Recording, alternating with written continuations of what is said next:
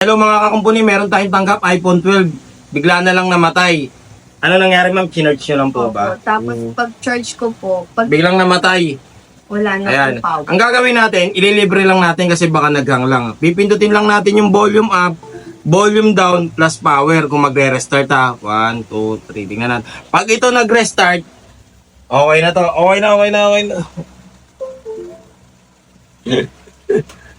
na. Ano titingnan natin? Pag ito nag-restart, libre lang naman to ha. Wala naman bayad. Pagka mga minor lang katulad kay tatay, di ba? Pinrogram namin, minor lang, di ko siningin.